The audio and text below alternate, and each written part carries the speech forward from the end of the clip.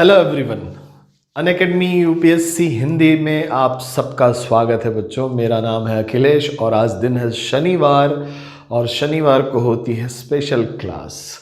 और इस special class में मैं साइंस टेक से संबंधित जो भी करंट अफेयर के मुद्दे हैं, ऐसे टॉपिक जो कि मिसलेनियस टॉपिक्स में आते हैं, जो किसी चैप्टर के अंदर हम इसे बांध नहीं पाते, एक इंडिविजुअल टॉपिक होते हैं, नई तकनीकी से संबंधित नया शब्द होता है, उसको हम लोग डील करते हैं बच्चों। और पिछली क्लास में आप लोगों ने देखा, मैंने बायो टॉयलेट, एंटीऑक्सीडेंट और बहुत सारी चीज़ों को डील किया था। ठीक वैसे ही आज भी एक्स्ट्रा क्लास है और कुछ विषय आपको आपके बीच में मैं लेकर के आया हूँ। तो चलिए आइए शुरू करते हैं आज की क्लास। और आज की क्लास का जो पहला टॉपिक है वो है हाइड्रोपोनिक्स। ठीक है बच्चों, हाइड्रोपोनिक्स है क्या? हाइड्रोपोनिक्स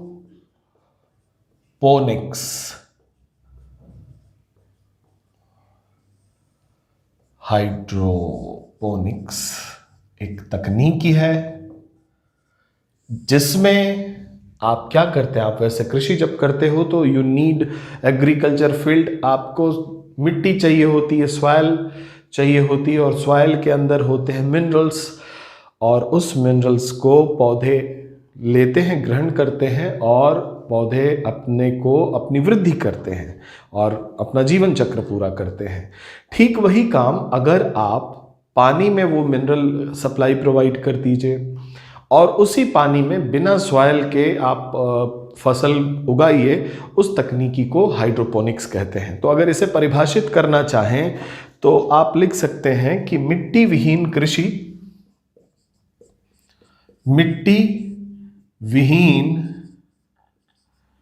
कृषि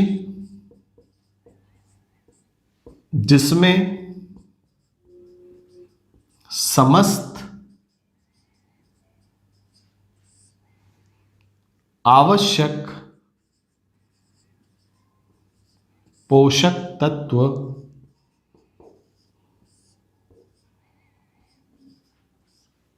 पानी के माध्यम से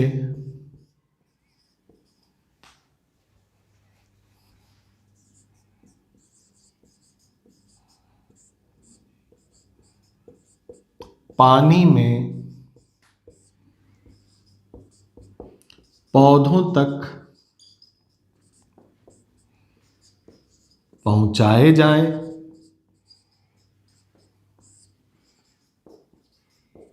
तथा पौधे में ठीक वैसी ही वृद्धि हो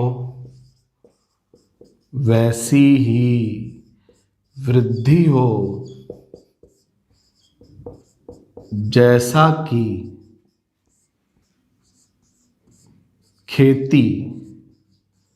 परंपरागत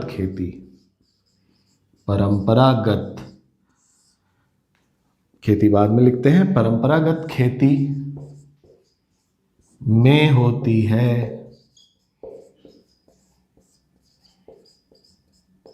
ऐसी तकनीकी को हाइड्रोपोनिक्स कहते हैं। ऐसी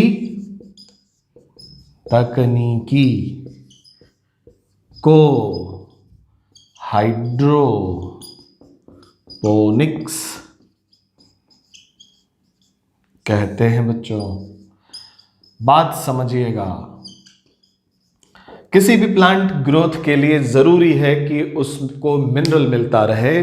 फोटोसिंथेसिस वो कर लेगा अगर सनलाइट मिल जाए और वाटर मिल जाए, ये उसकी आवश्यकताएं होती हैं, जिसके लिए आप खेतों में प्लांट्स लगाते हैं।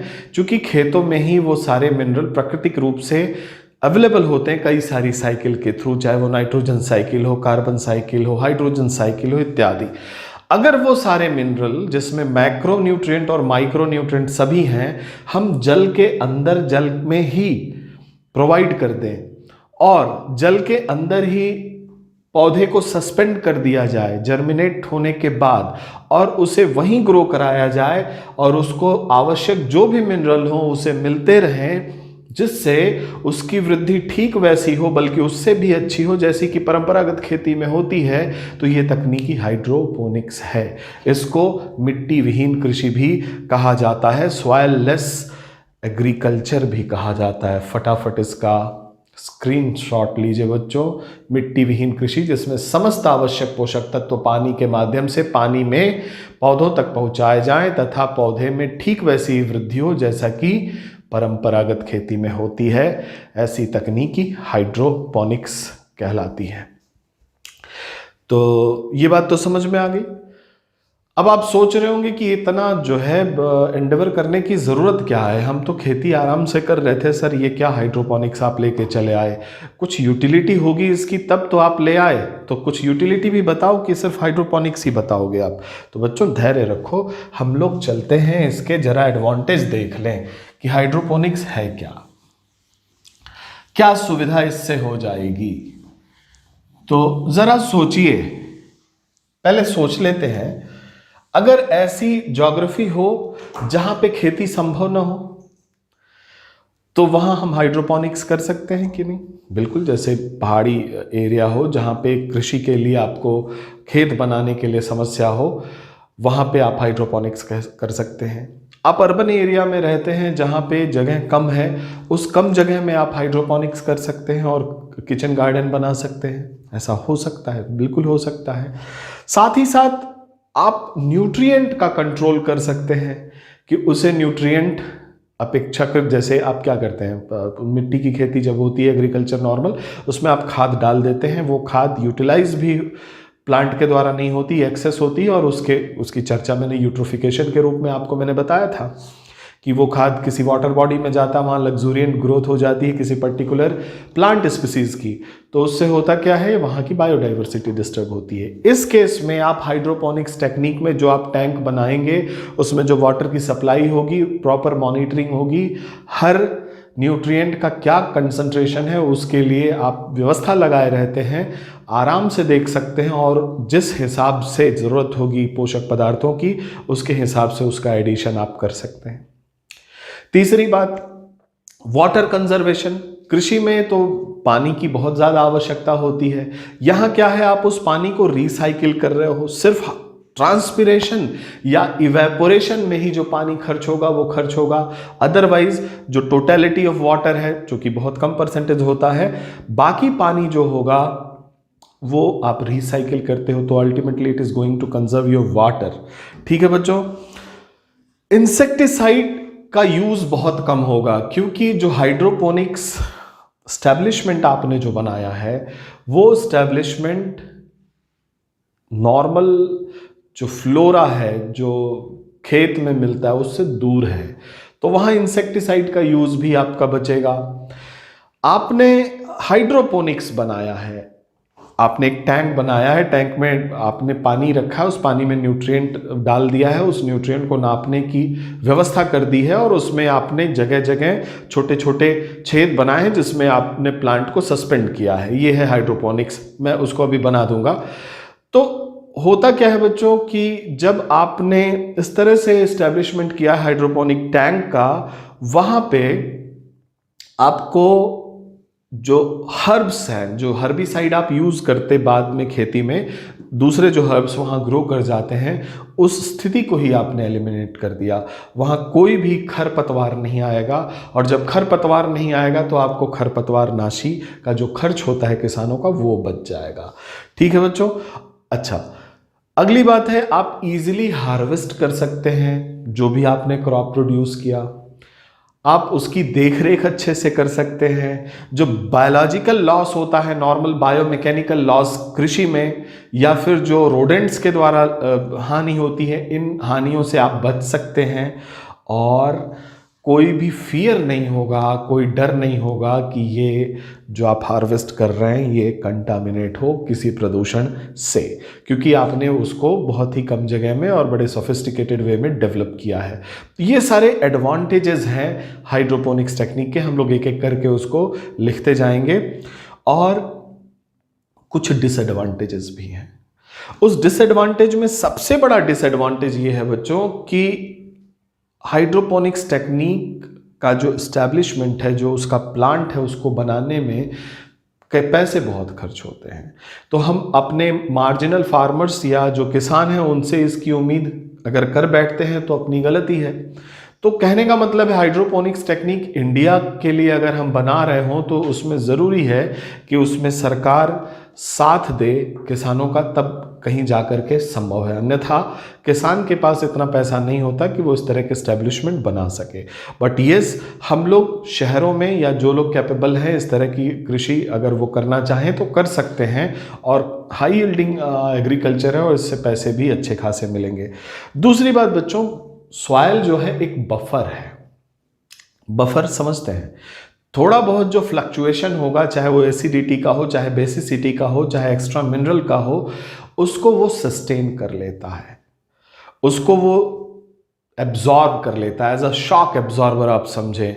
पौधे तक वो नहीं पहुंच पाता। जबकि पानी में अगर इस तरह की सिचुएशन आती है तो वो बफर जैसा काम नहीं करेगा।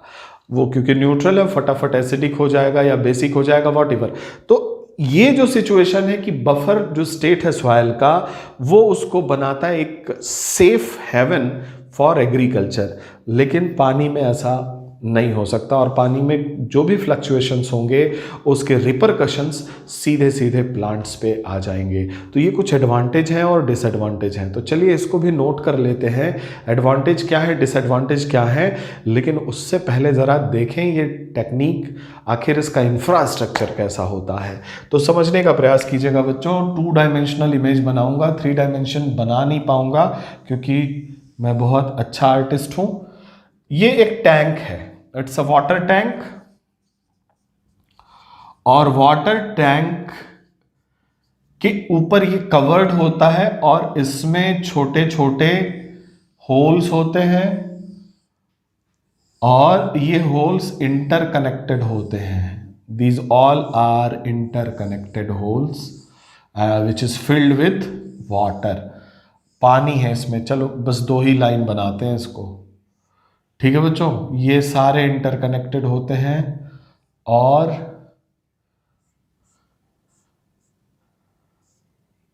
इंटरकनेक्शन होने से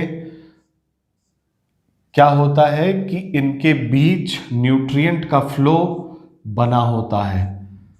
न्यूट्रिएंट फ्लो बना होता है। न्यूट्रिएंट किसमें बच्चों? इसमें पानी भरा हुआ है, इस पूरे टैंक में, ठीक है।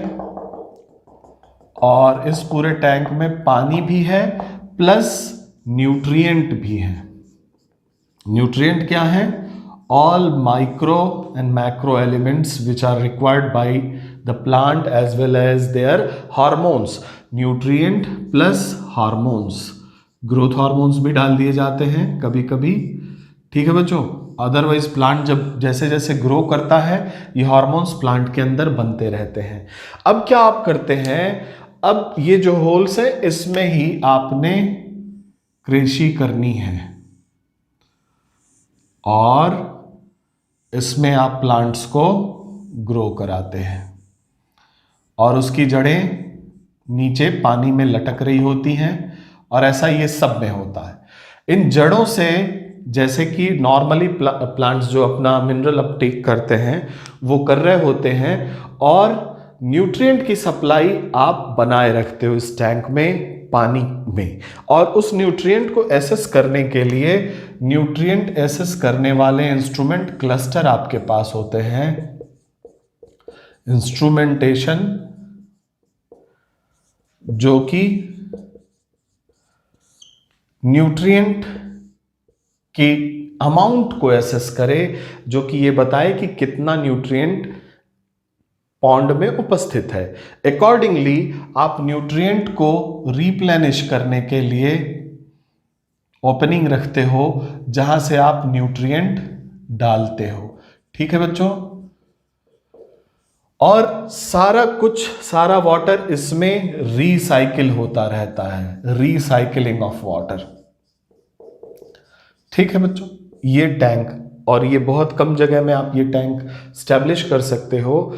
और अब आप देखो, खेती से दूर है ये टैंक, आपने बिल्कुल आइसोलेटेड बनाया है, यहाँ सूरज की रोशनी है, और न्यूट्रिएंट है, रिक्वायर्ड हार्मोन्स है, वाटर है। प्लांट को इससे अच्छी जगह क्या मिलेगी? उसके बाद प्लांट ग्रो करेगा, you can harvest it properly. आप इसके न्यूट्रिएंट क्वालिटी को मॉनिटर कर सकते हो, नया न्यूट्रिएंट रिप्लेनिश कर सकते हो, इस वाटर की साइकिलिंग कर सकते हो, रीसाइकिलिंग कर सकते हो। जो वाटर लॉस होगा वो सिर्फ दो विधियों से होगा। एक तो ट्रांसपिरेशन। ट्रांसपिरेशन का मतलब होता है हिंदी में वाष्पोत्सर्जन।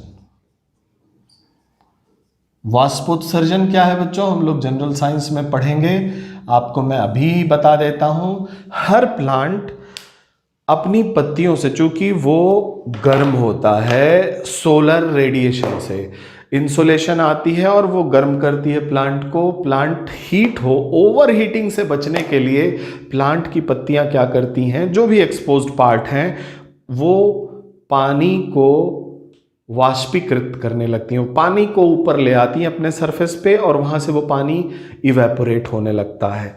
जैसे ही इवेपोरेट होता है पानी बच्चों, आसपास का जो तापमान होता है वो कम हो जाता है। ऐसा आपने देखा है? जरा अपने हाथ पे कभी स्प्रिट लगाइए, अल्कोहल लगाइए, वो जल्दी से इवेपोरेट होगा और जब इवेपोरेट होगा तो वहां पे कूलिंग सेंसेशन देगा, वहाँ कूलिंग इफेक्ट कॉज करता है इवेपोरेशन। हम लोग फिजिक्स में पढ़ेंगे, थर्मोडायनेमिक्स में, सो डू रिमेंबर क्यों ऐसा होगा हम लोग वहाँ पे देखेंगे।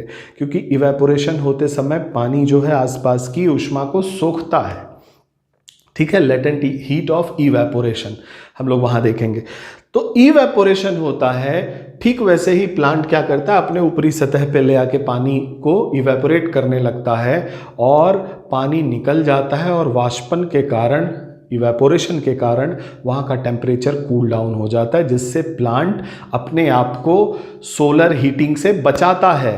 That means evaporation is necessary but it is evil also, क्योंकि वाटर लॉस हो रहा है। तो इसको कहा भी जाता है, इवेपोरेशन को, वाष्पोत्सर्जन को, necessary evil of the plant. अगर प्लांट पानी का उत्सर्जन, वाष्पोत्सर्जन न करे तो प्लांट जिंदा ही नहीं रहेगा। सोलर हीटिंग के कारण, इंटेंस हीटिंग के कारण उसमें जो एंजाइमेटिक एक्टिविटी है, जो भी मेटाबॉलिक एक्टिविटी है, वो वहीं सीज कर जाएगी। तो प्लांट क्या करता है? वाष्पोत्सर्जन करता है। थोड़ा बहुत पानी जो एक्सपोज्ड होता है वो नॉर्मल के वाष्पन के कारण लॉस होता है। दैट मीन्स वाटर लॉस का जो यहाँ तरीका है वो दो है, एक ट्रांसपिरेशन और एक सिंपल इवेपोरेशन। तो इवेपोट्रांसपिरेशन के कारण ही यहाँ कुछ पानी लॉस होगा। कोई यहाँ पे अंदर पानी परकोलेट नहीं हो रहा, because the tank is of concrete और फाइबर के बने होते हैं, और इस पानी को आप रिसाइकिल कर सकते हो। तो क्या फ़ायदा हुआ? आपने वाटर कंजर्वेशन किया कि नहीं? बिल्कुल किया। तो ये तो हुआ इंफ्रास्ट्रक्चर। इसका स्क्रीनशॉट लीजिए तो हम लोग इसके एडवांटेज को डिटेल में पढ़ें। ठीक है बच्चों, वाटर टैंक में पानी को आप रिसाइकिल कर सकते हो, रिसाइकिल करोगे तो पानी बचेगा। इसकी कुछ मेरिट्स हैं जिसको एडवांटेज के रूप में हम लोग देखेंगे। तो कौन कौन सी मेरिट है, आइए उसको देखते हैं बच्चों। पहली मेरिट है कि आप न्यूट्रिएंट को कंट्रोल कर सकते हो, एडवांटेज। पहली मेरिट है कि न्यूट्रिएंट को आप मॉनिटर कर सकते हो और उसका कंट्रोल यूज कर सकते हो। तो आप लिख लो कि पोषक तत्वों का सही उपयोग तथा उनकी उपलब्धता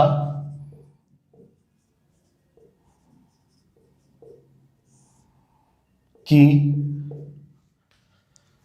जानकारी मिलती रहती है।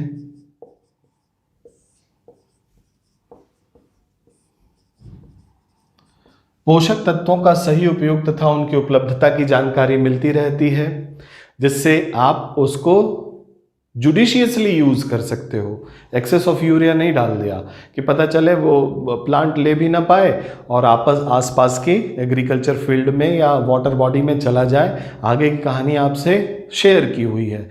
दूसरा है बच्चों, आप उर्वरक कीटनाशक, खरपतवार नाशक, हर्बिसाइड का उपयोग कम हो जाता है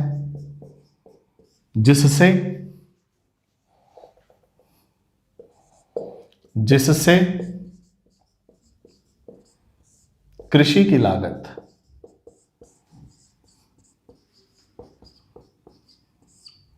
कम हो जाती है। कृषि की लागत भी कम हो गई बच्चों, ठीक है। इसके बाद लेस लेबर इंटेंसिव, तीसरा है कम श्रम की आवश्यकता।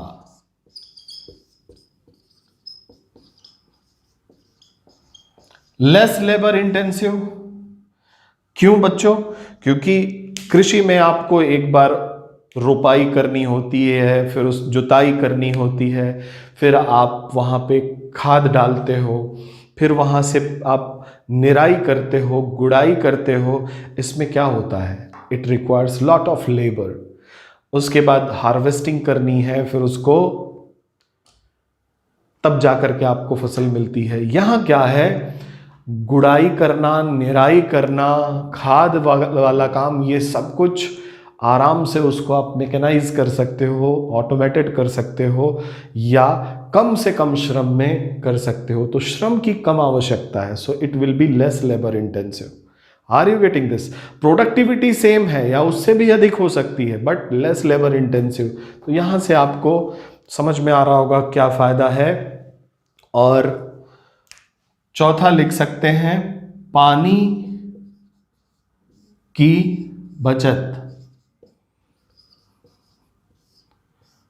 ठीक है बच्चों, पानी की बचत कैसे होगी? Recycling of water. Recycling of water करने से पानी की बचत होगी। नो पोल्यूशन, कोई प्रदूषण नहीं होगा। नो यूट्रोफिकेशन, कोई यूट्रोफिकेशन नहीं होगा। कोई बायोडाइवर्सिटी लॉस नहीं होगी। आगे लिख लेते हैं, कोई प्रदूषण नहीं,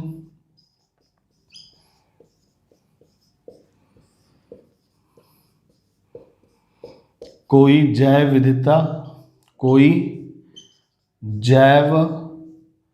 विविधता की हानि नहीं। आपको एग्रीकल्चर फील्ड तैयार करना है तो you need to have some stretch of jungle must be denuded. तो वो डिन्यूडेशन नहीं होगा, अब डिफॉरेस्टेशन नहीं करना होगा। आप इसको कम जगह में भी डेवलप कर सकते हो। कोई प्रदूषण नहीं, कोई जैव विविधता की हानि नहीं। ठीक है बच्चों, स्क्रीनशॉट लीजिए, फिर हम लोग आगे चलते हैं। अच्छा, एक चीज मैं भूल गया, ऐसे जगहों पे इसको कर सकते हैं जहां पे अनइवन टेरेन हो, जहां पे ऐसा एरिया हो कि खेत न बनाए जा सकें। तो कम जगह में और अनइवन टेरेन यानी खराब ज्योग्राफी, बैड लैंड हो, वहां भी इसको किया जा सकता है। एक और मैं ऊपर लिख दे रहा हूं,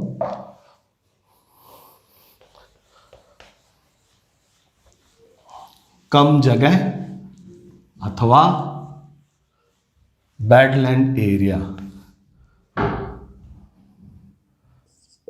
कम जगह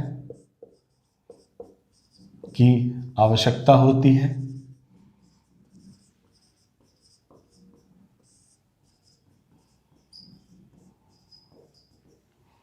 इसे खराब उच्चावच में भी स्थापित किया जा सकता है।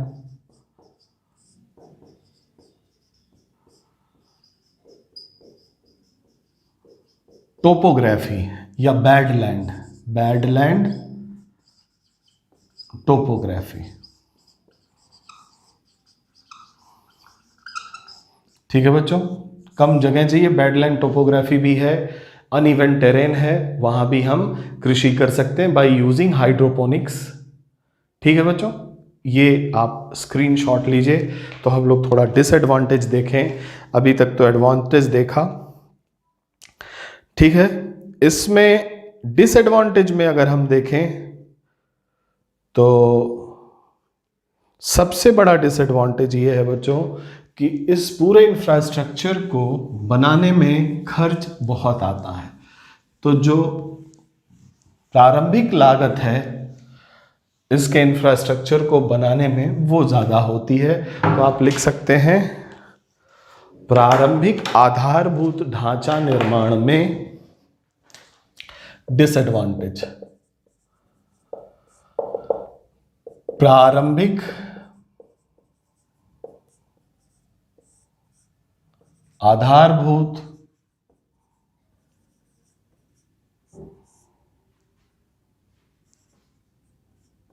ढांचा निर्माण में लागत अत्यधिक है, अत्यधिक है। ठीक है बच्चों, प्रारंभिक आधारभूत ढांचा निर्माण, initial infrastructure development cost is very high, so you can't, आप इसे उन किसानों से सहजता के साथ एक्सपेक्ट नहीं कर सकते, उन किसानों से ये आशा नहीं कर सकते जो मार्जिनल फार्मर्स हैं, जिनका सारा लेखा जोखा, जीवन के सारे क्रियाकलाप उनकी छोटी सी खेती पे आधारित है। उनको वो क्रेडिट कहाँ से मिलेगा? अगर आप बैंक से दिला भी देते हैं तो it will be very much costly. तो यहाँ पे अगर इसको आपको फेमस करना है तो सरकार की सहभागिता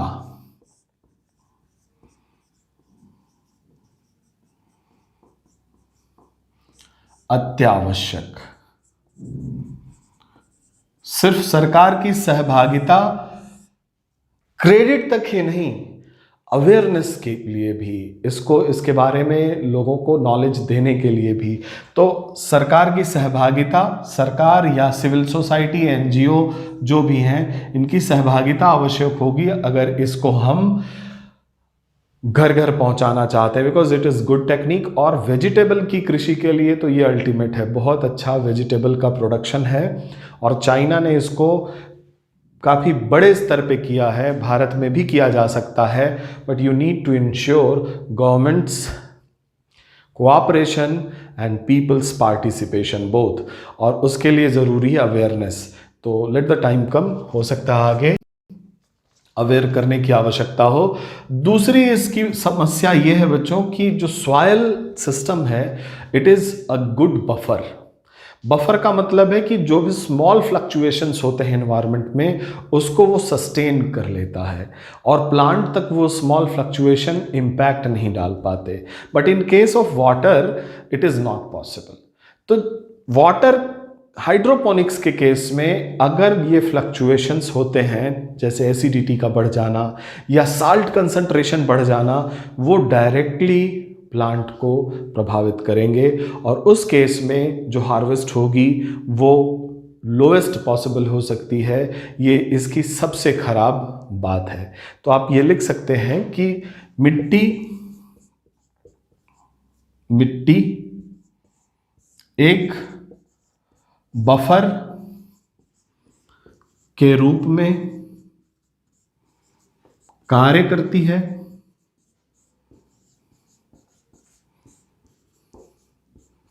कोई भी आकस्मिक परिवर्तन, कोई भी आकस्मिक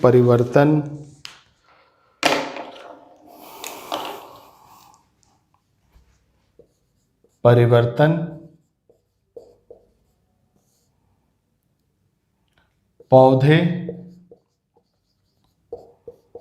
की वृद्धि को तुरंत प्रभावित नहीं करता,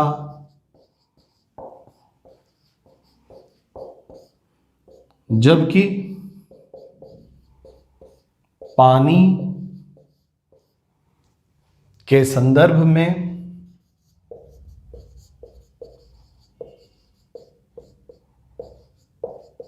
ठीक विपरीत परिणाम होते हैं।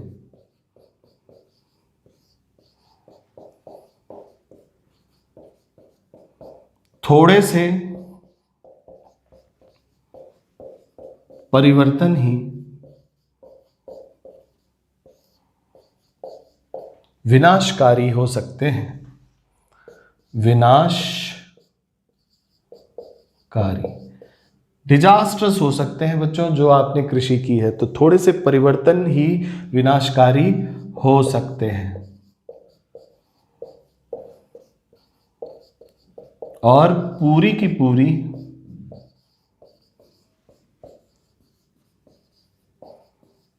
खेती समाप्त हो सकती है।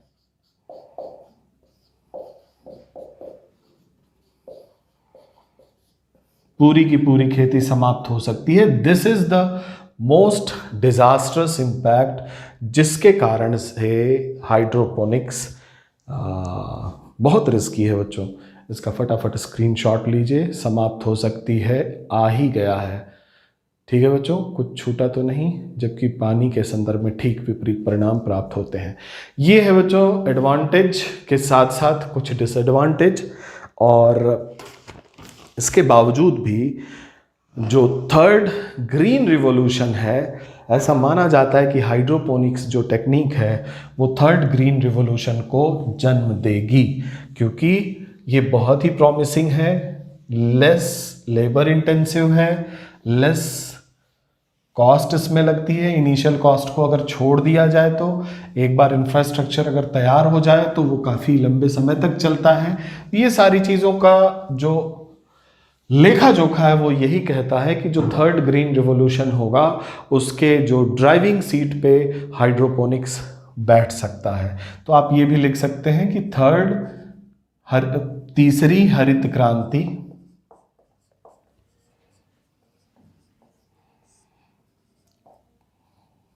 को हाइड्रोपोनिक्स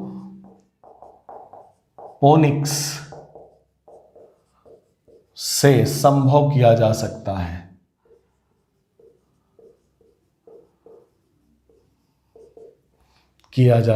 ये बहुत बड़ी बात है बच्चों, क्योंकि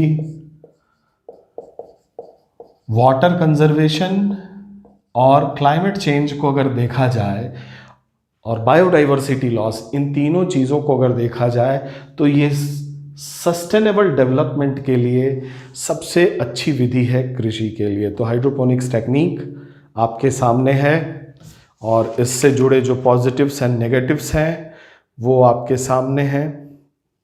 ठीक है बच्चों, इसके बाद जो अगला टॉपिक है आपके लिए इम्पॉर्टेंट, वो है बच्चों drinking water technique. Drinking water को साफ करने की जो तकनीकी है वो है, जिसमें आप आरओ पढ़ते हैं, आरओ विथ यूवी पढ़ते हैं, आरओ एंड ओजोन पढ़ते हैं, डिसैलिनेशन पढ़ते हैं, रिवर्स ऑस्मोसिस, ये सारी चीज़ें अभी हम लोग देखेंगे। तो अगला है drinking water purification technology. Drinking water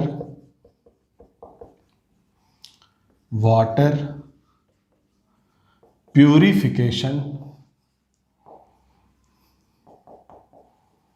technology. Drinking water purification technology. Drinking water purification technology क्या है बच्चों, कि जो पानी है उसमें बहुत सारी अशुद्धियां होती हैं। वो अशुद्धियां कार्बनिक हो सकती हैं, अकार्बनिक हो सकती हैं या फिर जैविक हो सकती हैं। जैसे कार्बनिक हो तो कोई प्लांट या एनिमल ओरिजिन का पदार्थ उसमें मिला हो, अकार्बनिक हो उसमें मिनरल साल्ट हो सकते हैं, हेवी मेटल्स हो सकते हैं, अथवा बायोलॉजिकल इन ओरिजिन हो तो उसमें वायरस हो सकते हैं, बैक्टीरिया हो सकते हैं, फंजाई हो सकते हैं, that means pathogenic living organism हो सकते हैं जो कि रोग कॉज कर सकते हैं। और आपको पता है कि बहुत सारे रोग ऐसे हैं जो पानी से वाटर बॉर्न डिजीज़ के रूप में होते हैं, जिसको खराब या गंदा पानी पीने से ये हमारी कम्युनिटी में फैलते हैं। तो इन्हें हम रोक सकते हैं बाय प्यूरिफाइंग वाटर। तो पानी के अंदर कुछ इम्प्योरिटीज़ हैं, उन इम्प्योरिटीज़ को दूर करने की जो टेक्निक है उसको हम लोग पढ़ने जा रहे हैं बच्चों। तो ये इम्प्योरिटीज़ किस प्रकार की हो सकती हैं, पहले ये देख लीजिए। अशुद्धियाँ, ये अशुद्धियाँ हो सकती हैं अकार्बनिक, जैसे कि मिनरल साल्ट, जो लवण है, या भारी तत्व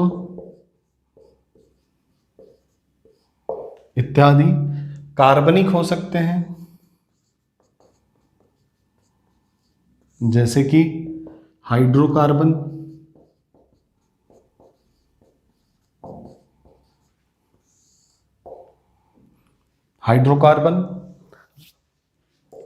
ये जैविक हो सकते हैं, जैविक अशुद्धियां हो सकती हैं, जैसे कि जीवाणु, विषाणु,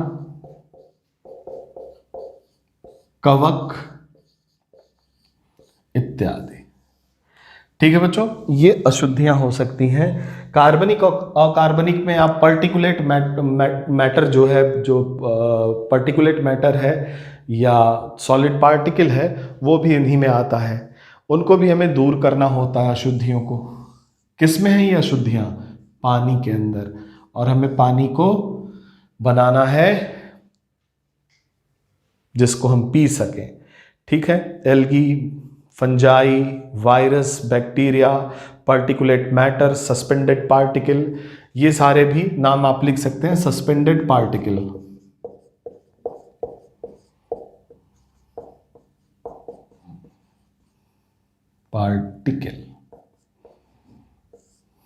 सस्पेंडेड पार्टिकल भी है, इसको भी लिख लीजिए, स्क्रीनशॉट ले लीजिए बच्चों। ठीक है, पानी में अशुद्धि है तो इसको हमें पानी से छान के निकालना है, काम बस यही करना है। ठीक है बच्चों, और इसके लिए हम रिवर्स ऑस्मोसिस का प्लांट लगाते हैं, रिवर्स ऑस्मोसिस की तकनीकी का उपयोग करते हैं। तो रिवर्स ऑस्मोसिस समझने से पहले हमें ऑस्मोसिस समझना होगा। ऑस्मोसिस क्या है? ऑस्मोसिस, ठीक है बच्चों, हिंदी में कहते हैं परासरण। ठीक, एक जार है जिसमें पानी है और साल्ट मिला हुआ है, और दूसरा जार है बच्चों जिसमें पानी है। ठीक है, पानी क्या है बच्चों? पानी चैंपियन सॉल्वेंट है। सॉल्वेंट का मतलब विलायक, विलायक जो कि किसी भी विलेय को घोल ले। साल्ट क्या है बच्चों? सॉल्यूट, जो कि विलायक में घुल जाए, विलेय। और जब विलेय को विलायक में घोल देते हैं तो आपके विलयन तैयार हो जाता है, सॉल्यूशन। ठीक है बच्चों, अब यहां देखिएगा, पानी के अंदर सॉल्ट है, यहां सिर्फ पानी है, और इन दोनों को अगर हम सेमी परमिएबल मेम्ब्रेन से जोड़ दें, ये जो मेम्ब्रेन है इसमें, वो है सेमी परमिएबल मेम्ब्रेन।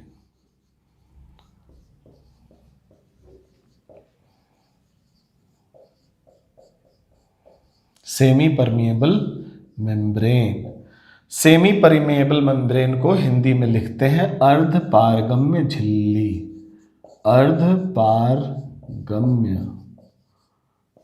झिल्ली। ठीक है बच्चों, जो कि केवल सॉल्वेंट का मूवमेंट होने देता है, सोल्यूट का मूवमेंट नहीं होने देता। अब यहां पे आप देख रहे हो, यहां पे वाटर प्लस साल्ट है, यहां सिर्फ वाटर है। क्या होगा, यहां वाटर कंसंट्रेशन ज्यादा है, हाई कंसंट्रेशन, और यहां वाटर कंसंट्रेशन लो है। वाटर कंसंट्रेशन याद रखिएगा, सॉल्वेंट का कंसंट्रेशन। अब क्या होगा, पानी का मूवमेंट यहां से यहां होगा, इस सेमी परमिएबल मेम्ब्रेन के अंदर से। इस प्रक्रिया को कहते हैं ऑस्मोसिस, परासरण। परासरण की प्रक्रिया में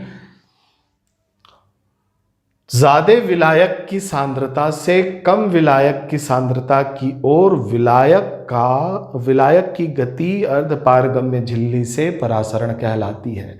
ठीक है बच्चों, ये होती है परासरण की परिभाषा। ऑस्मोसिस क्या होती है, एलॉन्ग कंसंट्रेशन ग्रेडियंट।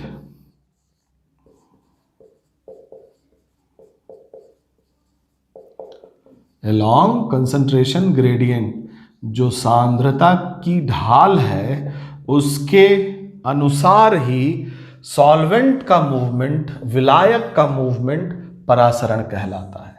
आपको कोई एनर्जी लगाने की जरूरत नहीं, इस वाटर के अंदर ही वो पोटेंशियल होता है जिससे ये मूव करे। मैं डिटेल में जाना नहीं चाहता।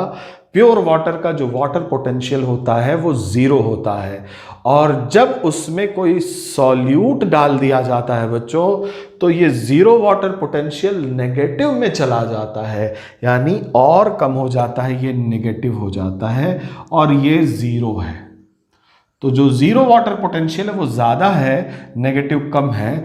तो जब सेमी परमिएबल मेम्ब्रेन लगाएंगे तो ज्यादा एनर्जी से कम एनर्जी की ओर एनर्जी मूव करेगी, यानी इन दोनों कंपार्टमेंट की एनर्जी या वाटर पोटेंशियल बराबर होना चाहिए। तो यहां से वाटर मूव करके यहां आ जाएगा। दिस इज कॉल्ड एज परासरण। इसको आप स्क्रीनशॉट लीजिए। अर्धपारगम्य झिल्ली से विलायक पदार्थ का ज्यादा सांद्रता से कम सांद्रता की ओर जाना ऑस्मोसिस कहलाता है। ठीक है बच्चों, अब अगर ये प्रक्रिया, अब जरा देखिएगा, इसको भूलिए और इसको देखिए। वाटर है और उसमें साल्ट मिला है। ठीक है बच्चों, पानी है और पानी में साल्ट मिला है, और ये साल्ट क्या है, ये साल्ट है अशुद्धि, इम्प्योरिटी। ठीक है, और ये वाला कंपार्टमेंट मान लीजिए खाली है, या पानी है भी इसमें। अब क्या करना है आपको, इस इम्प्योरिटी को यहीं रोक लेना है और इस पानी को यहां कर दिया जाए सेमी परमिएबल मेम्ब्रेन लगा के। तो क्या होगा, इसमें जो पानी आएगा that will be free from अशुद्धि, that will be free from impurities. होगा कि नहीं होगा? तो यहां जो ऑस्मोसिस हो रही है ठीक उसका उल्टा हो रहा है या नहीं? यस, ये जो प्रोसेस है इसे कहते हैं रिवर्स ऑस्मोसिस। ठीक है बच्चों, रिवर्स ऑस्मोसिस। और रिवर्स ऑस्मोसिस कराने के लिए अगेंस्ट द कंसंट्रेशन ग्रेडियंट आपको सॉल्वेंट का मूवमेंट कराने के लिए एनर्जी की आवश्यकता होती है। तो यू रिक्वायर एनर्जी, ऊर्जा की जरूरत होती है। आप इलेक्ट्रिसिटी लगाते हो, आप सेमी परमिएबल मेम्ब्रेन, ये अगेन ये सेमी परमिएबल मेम्ब्रेन है, इसके थ्रू आप सॉल्वेंट को मूव करा देते हो। इम्प्योरिटी यहीं छन के रह जाती है। इस फिल्टर से जो पानी निकलता है इट इज प्योर वाटर। ठीक है बच्चों, प्योर वाटर। इसे कहते हैं रिवर्स ऑस्मोसिस या RO, और ये आपके किचन में लगा हुआ है। तो पहले आया रिवर्स ऑस्मोसिस। तो क्या किया आपने कि इस सेमी परमिएबल मेम्ब्रेन से आपने जो अकार्बनिक और कार्बनिक इम्प्यूरिटीज थी, अशुद्धियाँ थी, उसको तो आप रोक लिए, लेकिन इस पानी में मैंने आपको बताया कुछ एल्गी भी होंगे यूनिसेलुलर, फंजाई भी होंगे, बैक्टीरिया भी होंगे और वायरस भी होंगे, और they can pass through this semi permeable membrane. ये सेमी परमिएबल मेम्ब्रेन आप स्किन जैसा समझ सकते हैं। स्किन क्या है हमारी, सेमी परमिएबल है, sorry, skin is not, skin is selective permeable, it is not semi permeable, but yes, मैं बताना चाहता था कि स्किन से भी वायरस और बैक्टीरिया अंदर पेनिट्रेट कर जाते हैं, जबकि वो सेलेक्टिव परमिएबल है, यहां से आराम से कर जाएंगे, और इधर बायोलॉजिकल इम्प्योरिटीज अभी भी स्थित हैं। यहाँ पे बायोलॉजिकल जो एजेंट हैं इम्प्यूरिटीज के रूप में अभी भी यहाँ हैं। अब इनको कैसे दूर किया जाए? इनको दूर करने के लिए बच्चों आरओ में आपने अल्ट्रावायलेट लाइट लगा दी, और आपको पता है अल्ट्रावायलेट लाइट की कहानी। Ultraviolet light is used as a disinfectant. ये जो छोटे छोटे पैथोजन हैं उनको मार देती है, खत्म कर देती है। ठीक है बच्चों, तो यहां पे इस वाले टैंक के अंदर अल्ट्रावायलेट लाइट आप लगा देते हैं, यूवी बल्ब, तो इसमें पानी इकट्ठा होता है, और ये यूवी लाइट क्या करती है, आपने यूवी लाइट जला दिया, इसमें पानी आया, और यूवी लाइट से ट्रीट होने के बाद ये पानी आप अगले टैंक में स्टोर कर लेते हो। नेक्स्ट टैंक होता है जिसमें आप इसे स्टोर कर सकते हो।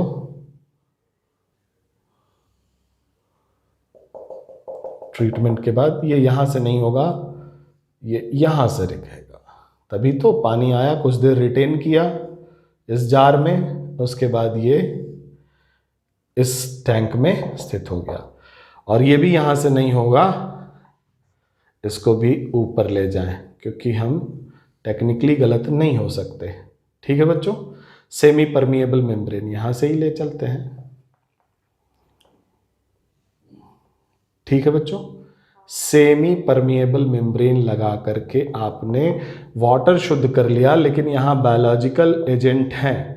बायोलॉजिकल एजेंट जब इसमें आ गए तो यहां पे आपने उन्हें यूवी लाइट बल्ब से ट्रीट कर दिया, कुछ देर में ये मर गए।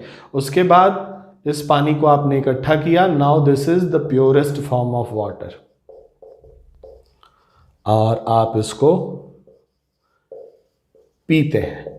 तो आरओ प्लस यूवी क्या हो गया, UV rays is used for treating the biological agents. ठीक है बच्चों, और आरओ प्लस ओजोन ये भी आ चुका है, आरओ प्लस ओजोन। ओजोन भी डिसइंफेक्टेंट है बच्चों।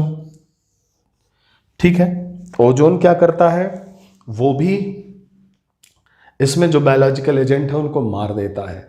आप इसमें क्लोरीन का यूज करते थे, जैसे आपने क्लोरीनेटेड वाटर पीने का सौभाग्य प्राप्त किया होगा तो याद होगा, उसमें एक फाउल स्मेल आती है और पीने की इच्छा नहीं होती। हो सकता है आपको ये सौभाग्य न मिला हो, क्योंकि आप लोग आरओ जनरेशन वाले हैं। हम लोग के समय में जो टैप वाटर आता था सरकारी नल से, उसमें क्लोरीन मिला होता था। ठीक है बच्चों, क्लोरीन प्लस पानी, और जब ये पानी पीने को मिलता था तो इसमें से क्लोरीन की बदबू आती थी, तो पीने में बड़ा खराब सा लगता था। तो उस चीज को खत्म करने के लिए ये जो ट्रीटमेंट है क्लोरीन का, उसकी जगह ओजोन से ट्रीट करते हैं उस पानी को, और इस तरह की बदबू नहीं आती और वो पानी पिया जा सकता है। तो ये जो है आपके ड्रिंकिंग वाटर को प्यूरिफाई करने की टेक्निक है, जिसमें रिवर्स ऑस्मोसिस मैंने बताया आपको, और रिवर्स ऑस्मोसिस के साथ यूवी रेज यूज़ करें तो आरओ प्लस यूवी बन जाता है। रिवर्स ऑस्मोसिस के साथ ओजोन यूज़ करें, ओजोन यूज़ करते हैं आप बायोलॉजिकल एजेंट को मारने के लिए, तो आरओ प्लस ओजोन बन जाता है। तो ये है बच्चों रिवर्स ऑस्मोसिस, जिसको समझने के लिए हमें थोड़ा सा परासरण समझना पड़ा। इसका स्क्रीनशॉट ले लीजिए। ठीक है बच्चों, ये है ड्रिंकिंग वाटर प्यूरिफिकेशन टेक्नोलॉजी। एक और टेक्नोलॉजी इस समय बड़ी चर्चा में है, क्योंकि कुछ दिन पहले पूरा एनसीआर एयर पोल्यूशन से परेशान था। सिर्फ एनसीआर ही नहीं, ऐसे इंडस्ट्रियल हब जहाँ पे इंडस्ट्रीज खूब सारी हैं, वहाँ एयर पोल्यूशन की समस्या थी, तो वहाँ एयर प्यूरिफायर की आवश्यकता हुई। तो एयर प्यूरिफायर में कौन सी टेक्निक यूज होती है, इसको भी ज़रा देख लेते हैं। तो next one is air cleaner और एयर प्यूरिफायर। एयर प्यूरिफायर, ठीक है बच्चों। एयर प्यूरिफायर एक इंस्ट्रूमेंट होता है जो कि आसपास की एयर में उपस्थित जो भी पर्टिकुलेट मैटर हैं, बायोलॉजिकल एजेंट हैं, ऑडर प्रोड्यूसिंग हाइड्रोकार्बन्स हैं, अथवा कोई भी इम्प्यूरिटी है जो आपके श्वसन तंत्र में पहुंच करके एलर्जी का काम कर दें, उनको दूर किया जाता है। तो पहले आप जान लीजिए ये एलर्जेंस कौन से हैं, कौन सी इम्प्यूरिटीज हैं। तो एयर के अंदर इम्प्यूरिटीज क्या क्या है। एयर इम्प्यूरिटीज, एयर इम्प्यूरिटीज में पहला है पार्टिकुलेट मैटर। पार्टिकुलेट मैटर ये दो हैं, PM 2.5 एंड PM 10। ठीक है बच्चों, ये दोनों इनहेलेबल हैं। सांस लेते हैं आप तो ये अंदर जाकर के ट्रैकिया से होते हुए ब्रोंकियोल में पहुंच जाते हैं और ब्रोंकियोल्स में जाकर के बैठ जाते हैं। और ब्रोंकियोल क्या है बच्चों, सीट ऑफ गैसियस एक्सचेंज, जहां से कार्बन डाइऑक्साइड और ऑक्सीजन का आदान प्रदान होता है। खून में ऑक्सीजन दे दी जाती है और खून से ही ऑक्सीजन कार्बन डाइऑक्साइड ले ली जाती है। वो सरफेस एरिया को ये जाके घटा देते हैं। तो जरा ये PM को समझ लीजिए। इस तरह से आपका श्वसन तंत्र है और दो लंग्स हैं, और इस लंग्स के अंदर मिलियंस ऑफ ब्रोंकियोल्स हैं, सॉरी मिलियंस ऑफ एल्वियोलाई हैं। एल्वियोलाई, इसके अंदर छोटे छोटे एल्वियोलाई, ठीक है बच्चों, कुछ ऐसा स्ट्रक्चर होता है, ठीक है। और इस एल्वियोलाई के किनारे किनारे ब्लड वेसल्स हैं, इसमें खून है, ब्लड वेसल्स।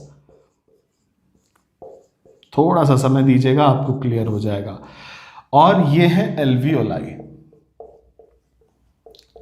अपना कोरोना भी इसी में जाकर के एल्वियोलाई को बर्स्ट कर देता है, और एल्वियोलाई जब बर्स्ट हो जाते हैं तो गैसियस एक्सचेंज के लिए सरफेस एरिया कम हो जाता है। ठीक है बच्चों, उसकी चर्चा हम लोग किसी और क्लास में करेंगे। अब जरा देखिए, इसको मैं मैग्नीफाई करके आपको बता रहा हूं। ये एल्वियोलाई है और यहां पे एयर आती है, एयर आती है, और एयर में क्या है, ऑक्सीजन है, नाइट्रोजन है और बहुत सारी गैस है। और यहीं पे ब्लड वेसल्स खून ले जा रही होती हैं, ब्लड। और ब्लड में आपको पता है हीमोग्लोबिन है, ठीक है बच्चों, जो क्या करता है, यहां से ऑक्सीजन को ले लेता है और CO2 जो ये लेके आया हुआ है कोशिका के पास से, CO2 बनती है ना श्वसन में, याद करिए, उस CO2 को ले करके यहां पे ये दे देता है CO2, और इसकी ऑक्सीजन को ये ले लेता है। फर्दर ये चला जाता है कोशिका के पास, और ये जो सरफेस है जो आप देख रहे हैं, यही गैसियस एक्सचेंज होती है। ठीक है बच्चों, गैस का आदान प्रदान होता है इस सरफेस पे। जब तक इसमें पर्टिकुलर, और उसके बाद क्या होता है, ये CO2 जब आप सांस छोड़ते हैं बाहर निकल जाती है। सांस लिया, ऑक्सीजन भी चली गई। जब तक सब कुछ ठीक था, एयर में कोई पर्टिकुलेट मैटर नहीं था, ये प्रक्रिया चल रही थी। अब क्या हुआ, अचानक से एयर के अंदर पर्टिकुलेट मैटर आ गए, PM 2.5 एंड PM 10, इतने खतरनाक कि आपने सांस लिया, एयर के साथ वो पर्टिकुलेट मैटर एंटर मार गए अंदर, और जाकर के ये पर्टिकुलेट मैटर यहाँ ऐसे छोटे छोटे बैठ जाते हैं। ठीक है बच्चों, कहाँ बैठते हैं? एल्वियोलाई के उस सरफेस पे जहाँ से गैसियस एक्सचेंज होता है। सिर्फ यही पार्टिकुलेट मैटर नहीं बैठते हैं, बहुत सारे लोग सिगरेट भी पीते हैं तो उनके साथ भी ऐसा ही होता है। सिगरेट का जो टार होता है वो जाके चुपचाप से यहीं बैठना शुरू करता है।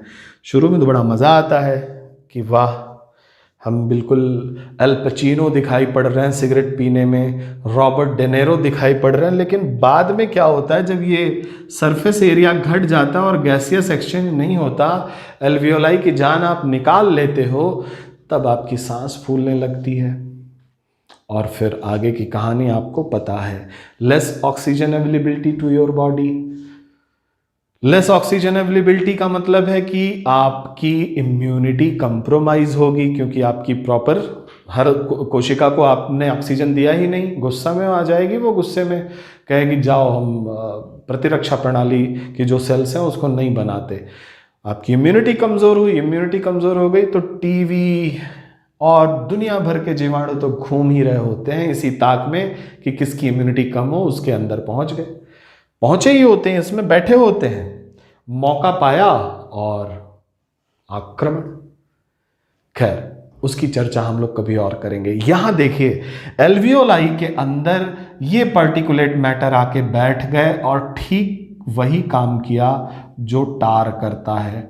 इस सरफेस को जहां से गैसियस एक्सचेंज हो रहा था उसको बाधित कर दिया, उसको खराब कर दिया। अब वहां से गैसियस एक्सचेंज नहीं होगा, ये एल्वियोलाई खत्म हो गई, खराब। बिलियंस ऑफ एल्वियोलाई हैं, एक खराब हुई, धीरे धीरे करके ढेर सारी जब खराब हो गई because of this particulate matter, तो क्या हुआ, आपको सांस लेने में दिक्कत होने लगी। और ये इररिपेरेबल लॉस है, फिर से होगा, ठीक नहीं होगा। तो क्या करेंगे आप, इसको अंदर जाने देंगे या नहीं, बताइए आप सभी। पार्टिकुलेट मैटर, इम्प्यूरिटी है एयर का, अंदर नहीं जाना चाहिए, इसलिए यू शुड यूज़ मास्क। अगर इस तरह की सिचुएशन होती है, एयर पोल्यूशन होता है, तो आपको मास्क लगाना चाहिए बच्चों। तो ये पहली इम्प्यूरिटी थी पार्टिकुलेट मैटर, जो कि एल्वियोलाई को ख़त्म कर देती है, उसकी सरफेस एरिया को ख़त्म कर देती है, जिससे आप श्वास लेना आपका मुश्किल होता जाता है। दूसरा क्या है बच्चों, पार्टिकुलेट मैटर के अलावा और क्या इंप्यूरिटीज हो सकती हैं? पॉलन ग्रेन, पॉलन ग्रेन, पराग कण। क्या आपने एक बात महसूस की है, बसंत ऋतु आते ही जिनकी सांस फूलती है, जो सांस के मरीज होते हैं, उनकी सांस फूलना उनके ये घटना बढ़ जाती है। क्यों? क्योंकि most of the pollen grains उस समय रिलीज होते हैं और एटमॉस्फेयर में सस्पेंडेड होते हैं और they are allergens to them. और उस समय अस्थमा के मरीजों की संख्या बढ़ती है, अस्थमा अटैक बढ़ते हैं because of presence of these pollen grain. तो ये पॉलन ग्रेन भी एलर्जन का काम करते हैं बच्चों, दे आर एलर्जेंस। एलर्जी इनके कारण भी होती है, ठीक है। पार्टिकुलेट मैटर, पॉलन ग्रेन, पेट डैंडर्स, पेट डैंडर्स। ये क्या होता है बच्चों? आपने कुत्ता पाला, बिल्ली पाला, कुत्ते बिल्ली या जो भी आपने पेट पाले हैं, पालतू पशु पाले हैं, उसके स्किन के फ्लैक्स फर के साथ निकलते हैं, जिसको डेंडर्स कहते हैं। स्किन होती है, उसमें उसके फर, बाल के टुकड़े होते हैं, दे आर डेंडर्स। और जब वो इनहेल हो जाते हैं तो they are also act as allergens. ये हमारे एयर में इम्प्यूरिटीज के रूप में है, अपार्ट फ्रॉम पोल्यूशन। उसकी तो बात ही नहीं कर रहा कि कार्बन डाइऑक्साइड कितनी बढ़ी है, CFC कितनी बढ़ी है। ये मैं इनसाइड जो इंडोर एयर है उसकी बात कर रहा हूँ, ठीक है बच्चों। तब हमें एयर प्यूरिफिकेशन की ज़रूरत पड़ती है। इसमें कई सारे बैक्टीरिया के स्पोर्स हो सकते हैं, स्पोर्स, मॉल्ड्स हो सकते हैं, कवक, उसके स्पोर्स हो सकते हैं, और टिक्स और माइट्स के फीकस हो सकते हैं। टिक्स, माइट्स, मक्खियों के एक्सक्रीटा। ये सारे के सारे एलर्जेंस हैं बच्चों, सारे के सारे एलर्जी क्रिएट करते हैं और ये इंडोर एयर में होते हैं, प्लस एयर पोल्यूशन ऊपर से। कहने का मतलब कि ये जो एयर हम इनहेल कर रहे हैं ये सोने पे सुहागा।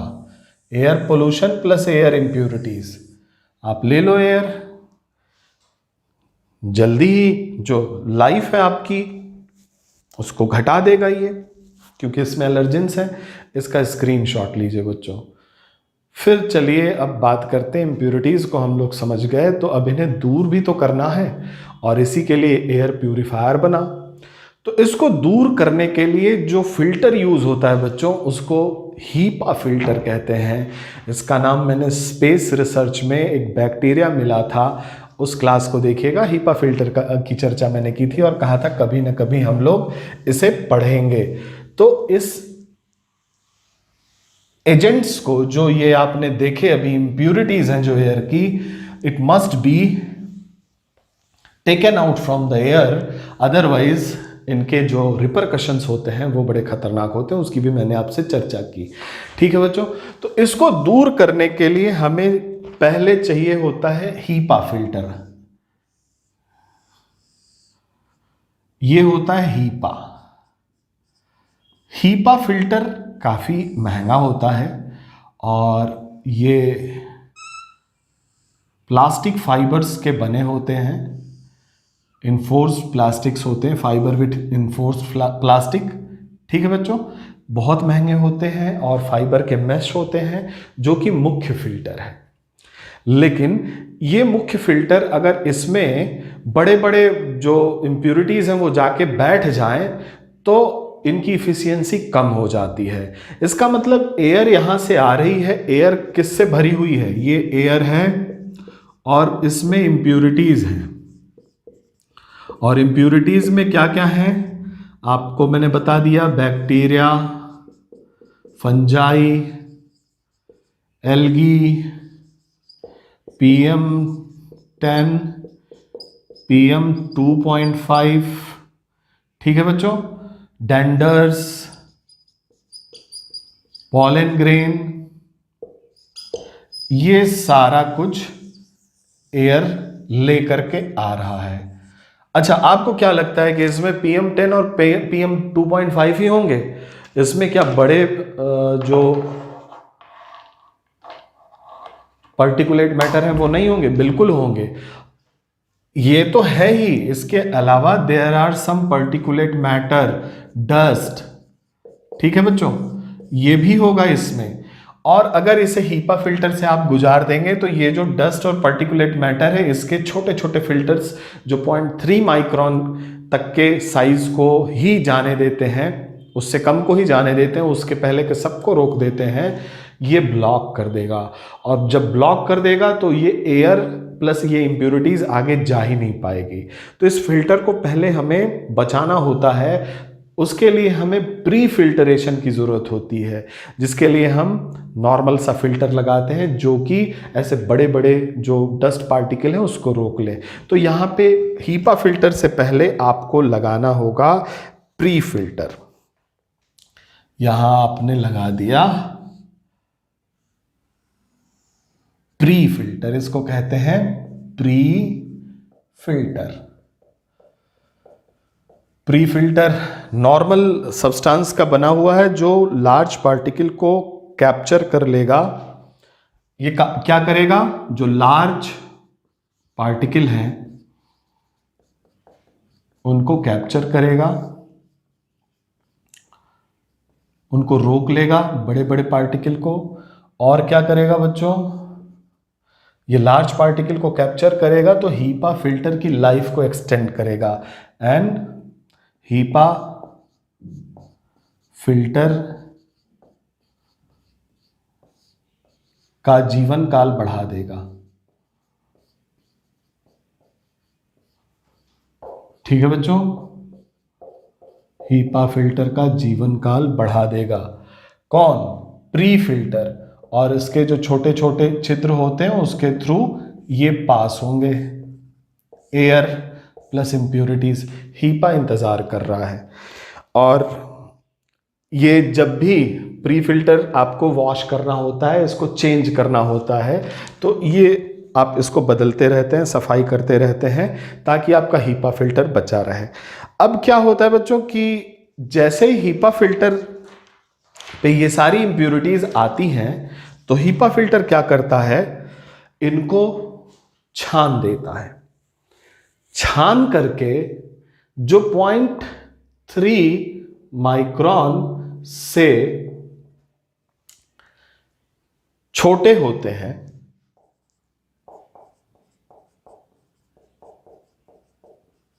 अथवा पहला, अथवा जो गैसियस फॉर्म में होते हैं, यहां पे वोलाटाइल जो ऑर्गेनिक कार्बन है VOC, वो क्या होते हैं बच्चों, वो यहां से वो निकल जाते हैं।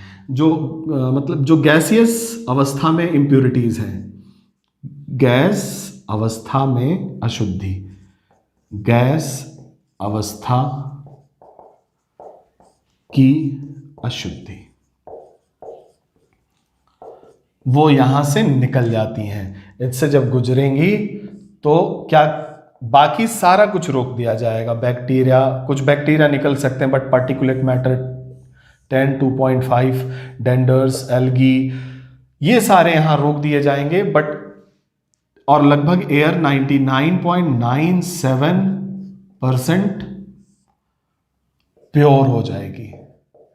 लेकिन जो गैस अवस्था की अशुद्धि है, जैसे कि आपने सिगरेट पी ली तो सिगरेट का स्मेल, जैसे कि VOC, ये सारे क्या करेंगे, ये केमिकल्स हैं, ये ऑर्डर प्रोड्यूसिंग जो केमिकल हैं,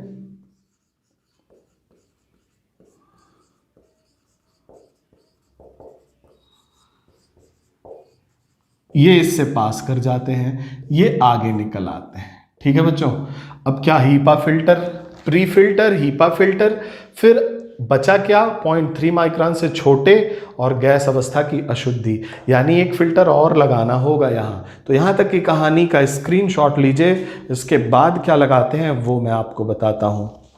हीपा फिल्टर 99.97% ऑफ एयर को प्योर कर देता है। 0.3 माइक्रोन के जो वो होते हैं सब्सटेंस, वो ही आगे पास कर जाते हैं, और जो गैस ऑर्डर प्रोड्यूस करने वाले VOC होते हैं, वोलाटाइल ऑर्गेनिक कार्बन, वो पास कर जाते हैं। उनको रोकने के लिए हमें आगे एक फिल्टर की आवश्यकता होती है, जिसके बारे में हम लोग आगे चर्चा करेंगे। तो उसके लिए 2 फिल्टर होते हैं बच्चों। अच्छा ध्यान दीजिएगा, यहां पे बैक्टीरिया और वायरस, कुछ जिनकी साइज इससे छोटी है, वो भी आ जाते हैं। ठीक है बच्चों। तो इसके बाद जो फिल्टर लगाया जाता है, आइए उसके बारे में देखें। इसको मैं मिटा देता हूं। तीसरे स्तर पे जो फिल्टर लगता है वो क्या होता है, उसका नाम है HEGA filter, HEGA, high efficiency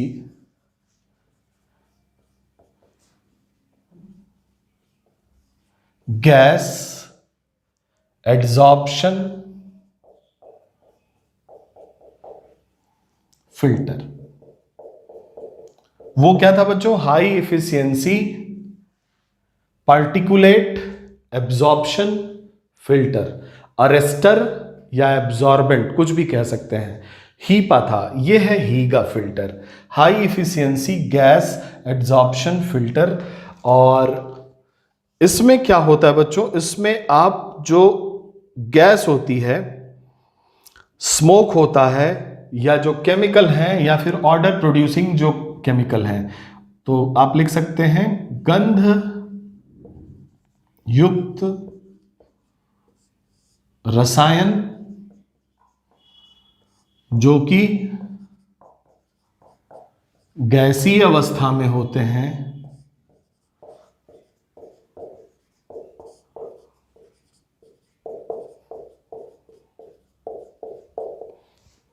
इस फिल्टर से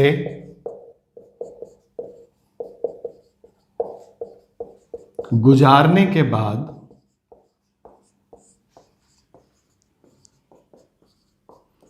एड्सॉर्ब कर लिए जाते हैं।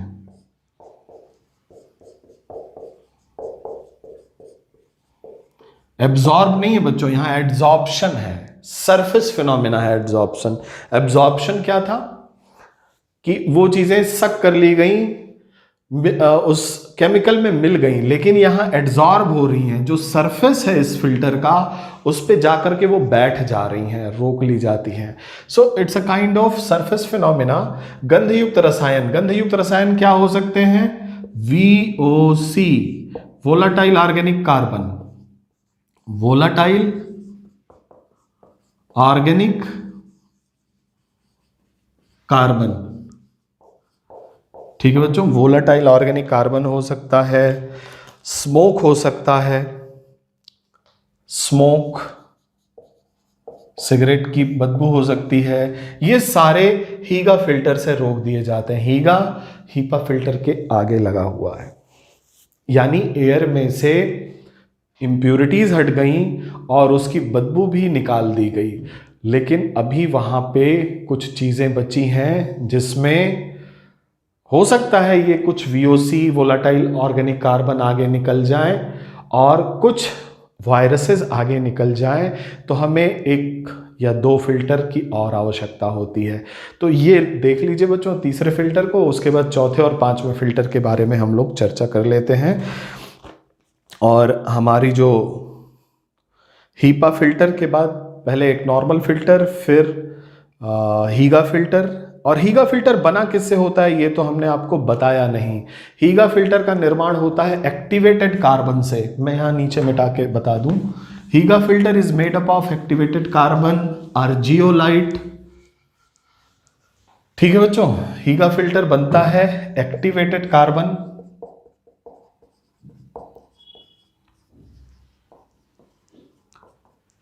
Zeolite plus potassium permanganate, KMnO4। ठीक है बच्चों, पोटेशियम परमैंगनेट, पोटेशियम परमैंगनेट के मिश्रण से तैयार किया जाता है। एक्टिवेटेड कार्बन ही एड्सॉर्बेंट का काम करता है। इसी पे जाकर के वो गैसेस जो मैंने आपको बताया VOC वगैरह, स्मोक अटैच हो जाती हैं, रोक ली जाती हैं। और हीपा फिल्टर किससे बनता है बच्चों? हीपा फिल्टर बनता है इंटरलॉक्ड फाइबर से, फाइबर ग्लास से। हीपा फिल्टर भी लिख लीजिएगा, हीपा फिल्टर बनता है फाइबर ग्लास से, फाइबर ग्लास। फाइबर ग्लास क्या है? Fibre plus enforced plastic. ठीक है बच्चों, फाइबर को जब प्लास्टिक से एनफोर्स कर दिया जाता है, उसमें प्लास्टिक मिला दिया जाता है, तो फाइबर ग्लास बनता है। And this fibre glass when knitting और वोवन या फिर इंटरस्पर्स्ड कर दिए जाते हैं तो बन जाता है हीपा फिल्टर, जो कि 0.3 माइक्रोन तक के इंप्यूरिटीज को रोकता है। लेकिन इसकी लिमिट क्या है? 0.3 माइक्रोन से छोटा कुछ हो वो निकल जाएगा। और इसकी लिमिट क्या है बच्चों? जो गैसियस VOC हैं या जो ऑर्डर युक्त गैसेस हैं वो निकल जाएंगी। हीपा फिल्टर से निकलते ही हीगा फिल्टर लगा दिया आपने, जिसमें एक्टिवेटेड कार्बन है जियोलाइट और KMnO4 के साथ, जो उन्हें एब्जॉर्ब कर लेगा, रोक लेगा। But still you are facing some problem with some virus और सम माइकोप्लाज्मा और सम बैक्टीरिया जो इससे छोटे होते हैं और वो आगे निकल गए। अब उनको मारने के लिए जुगाड़ करना है, अगला फिल्टर वही है बच्चों। तो इसका स्क्रीनशॉट लीजिए, उसके बाद हम लोग लगाते हैं टाइटेनियम डाइऑक्साइड का फिल्टर, फिर देखते हैं कौन बचता है। ठीक है बच्चों, अगले स्टेप पे हम लगा देते हैं फोटोलिसिस वाला एक फिल्टर जिसमें UV रेज भी है। ठीक है, तो this filter is termed as titanium dioxide filter, ये है टाइटेनियम डाइऑक्साइड फिल्टर। और टाइटेनियम डाइऑक्साइड के साथ इसमें यूवी रेज, यूवी लाइट भी लगी हुई है बच्चों। अब निकलो, बैक्टीरिया और वायरस सबकी हालत ये खराब कर देगा, सबका बदला लेगा ये है यूवी लाइट। अच्छा, ये यूवी लाइट इस फिल्टर के बाद भी लगाई जा सकती हैं, उसके बाद एयर का आउटलेट दिया जा सकता है या उसमें इनबिल्ट भी हो सकती हैं।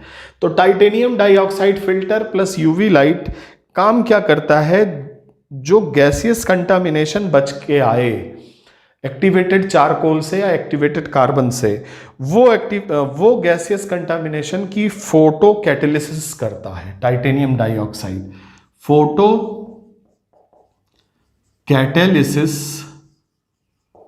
Of VOC, photo catalysis VOC की करता है, उसको डिसइंटीग्रेट कर देता है। ठीक है बच्चों, और वो डिसइंटीग्रेटेड फोटो कैटेलिसिस के बाद ये टाइटेनियम डाइऑक्साइड रिस्पॉन्सिबल है फोटो कैटेलिसिस के लिए, और उसको रोक लिया जाता है। इसमें VOC एड्सॉर्ब हो जाता है और बचे हुए बैक्टीरिया जो घूम फिर रहे होते हैं और जो वायरस होते हैं जो अपनी छोटी साइज के कारण यहाँ तक पहुँच गए, उनको पीट पीट करके यूवी रेज खत्म कर देता है। ठीक है बच्चों, और यहाँ से जो एयर निकलती है that is ultra pure air. ये वाली एयर है प्योरेस्ट फॉर्म ऑफ एयर। ठीक है बच्चों, तो प्योरेस्ट फॉर्म ऑफ एयर पाने के लिए आपने सबसे पहले एक प्राइमरी फिल्टर लगाया, फिर उसके बाद हीपा लगाया, फिर उसके बाद हीगा लगाया, उसके बाद आपने लगाया टाइटेनियम डाइऑक्साइड फिल्टर, और सबसे लास्ट में यूवी फिल्टर। ठीक है बच्चों, और यूवी फिल्टर से जब एयर निकली तो वो एयर प्योर थी, अब आकर के प्योर एयर। ठीक है बच्चों, ये पहला फिल्टर था सिंपल फिल्टर, अल्ट्रा फिल्ट्रेशन जिसको कहते हैं। First filter was a pre filter, तो यहां प्री फिल्टर लिख लेते हैं, प्री फिल्टर। ठीक है बच्चों, इतने सारे फिल्टर लगा करके आपको प्योर एयर मिली। अब क्या किया आपने, इस सारे फिल्टर को एक डिब्बे में बंद कर दिया और यहां से एयर के आने का प्रोग्राम कर लिया कि इधर से एयर आएगी, और यहां से एयर निकलने का बना लिया, और इसको उठा के आप अपने कमरे में रख दिए। और now it is air purifier, जो कि आपके कमरे की एयर को प्यूरिफाई करेगा और उसको साफ सुथरा बनाएगा, ताकि आप खुली हवा में, साफ सुथरी हवा में सांस ले सकें, इम्यूनिटी आपकी अच्छी रहे, अच्छे से पढ़ाई करें और जल्द से जल्द बड़े अधिकारी बन जाए। तो ये बच्चों कुछ चीज़ें थी आपके लिए इम्पॉर्टेंट, जो करंट अफेयर्स में या जो नई तकनीकी हैं जो आसपास आपके यूज़ हो रही हैं, जो यूपीएससी में पूछी जा सकती हैं, उसके बारे में एक छोटी सी जानकारी। उम्मीद करता हूँ ये आपको पसंद आई होगी। कोई दिक्कत अगर इसमें इससे संबंधित हो तो please comment, so that I can deal with that. और बस आज के लिए इतना ही, मिलते हैं अगली क्लास में। Thank you for today.